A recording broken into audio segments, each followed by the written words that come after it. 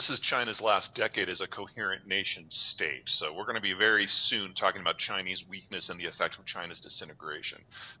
There is nothing that is made in China that can't be made anywhere else. And because their demographics have been aging so aggressively for so long, their labor costs are now about 3 times what the labor costs of Mexico are. And Chinese labor is not as highly skilled as Mexican labor. So we've already seen the hemorrhaging out of the industrial space, most notably to Mexico and Vietnam, but some to the United States as well. In fact, the United States is competing on some of these sectors that we honestly had given up on, because now with the shale revolution, our energy prices are the lowest in the world, our electricity prices are the lowest in the world. So we're in this weird world where the United States excels at the high end and the low end at the same time, while the Mexicans take care of everything in the middle. It's a very successful system, and it's outcompeting the Chinese on most metrics. Second, the Chinese do not have the naval capacity to push out from their own coast. Yes, they've got a lot of vessels, but only about 10% of them can sail more than 1,000 miles from the coast. And that assumes no one's shooting at them and they're going slow to save fuel. Really, the operational range for the Chinese Navy is only about 300 miles. So they can't get past Vietnam, much less to the Persian Gulf if there's an energy crisis. And then third, back to those demographics. Since the book came out, the Chinese have been updating bit by bit their census data, and they've now come to the public conclusion that they overcounted their population by in excess of 100 million people, with all of those missing millions aged 40 and under. If that is true, and I can't imagine that they'd be bad-mouthing themselves to make themselves look good. I mean, the logic of that's weird.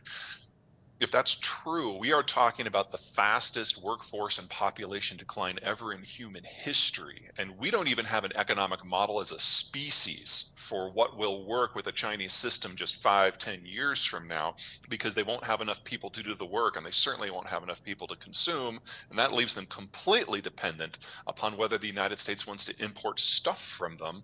And it's become very clear in our politics under both Trump and Biden that the answer to that is no. What Dalio got wrong is the reason that these countries did well in the time frames that they did is that their geography matched up to the premier technologies of the day. Before deepwater navigation, the most powerful country was the country with the best maritime internal transport system. That was Ottoman Turkey. But then deepwater navigation kicked in, and so the center of power shifted over to Iberia because they were on the end of a peninsula, and it was easier for the Portuguese and the Spanish to push out through the water and conquer the world than to go through Europe. Eventually, that technology migrated to places that could use it better, like the Brits. And then the Brits developed industrialization, and industrialization allowed them to bring a gun to a knife fight for a century. But then that technology moved to an area with better capital density that could use it better. That was Germany and the United States. So it's not that he's wrong about those arcs, but it's not like they have a use-by date. It's a question of what the technologies of the day tend to be and which geography can use those best. I am, at the moment, not convinced that the digital age is a fundamentally sufficient break from the industrial age to trigger something new.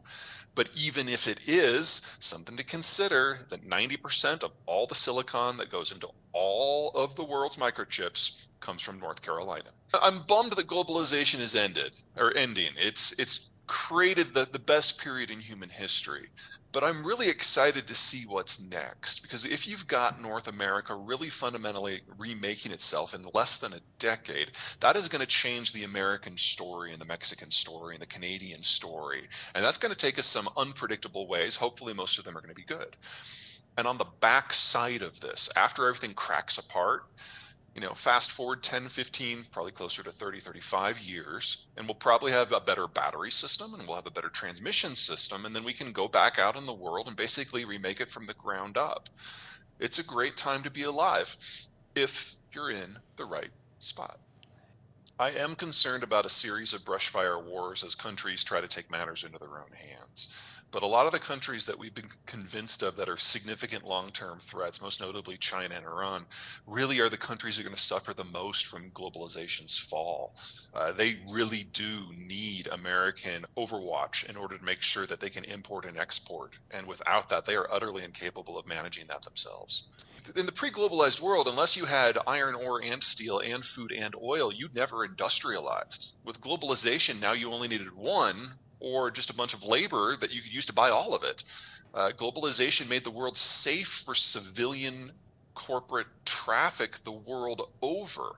You take that away, and you're now trading on your own internal market, your own security environment, your own economic geography, and the world we're going to go to is going to have a lot more in common with the 1840s than the 1940s, because everyone is industrialized and modernized, but they're dependent on products coming from half a world away that just aren't going to be there. Now, if that's a car, that's bad. If that's wheat, that's worse.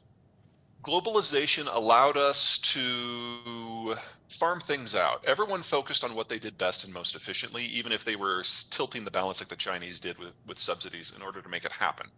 That meant we've got sprawling supply chains that round the world. Most manufacturing processes, especially in electronics, touch at least a dozen different countries. We now have to unwind all that, and we have to put it on a more stable system with shorter supply chains that are closer to home. And NAFTA is well set up to do this. But this transition period means we have to double the size of our industrial plant in just 5 years if the goal is to still have the products that we're used to today. That's hugely inflationary.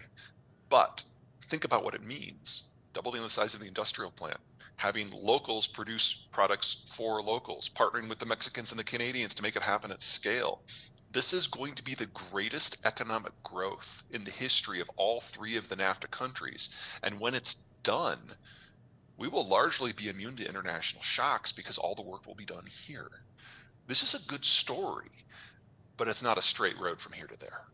I have always been a maps guy. It's been my job to communicate to clients my entire professional year about how the world fits together, why it fits together the way it does.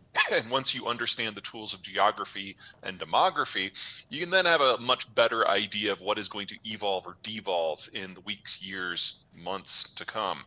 And we are now standing at the precipice. Well, actually, no, that's not quite right. We just kind of took a big step off the ledge in the last couple of years. The globalized system, as we understand it, is breaking down, and it's my job to help figure out what that means for different companies in different parts of the world and different economic sectors.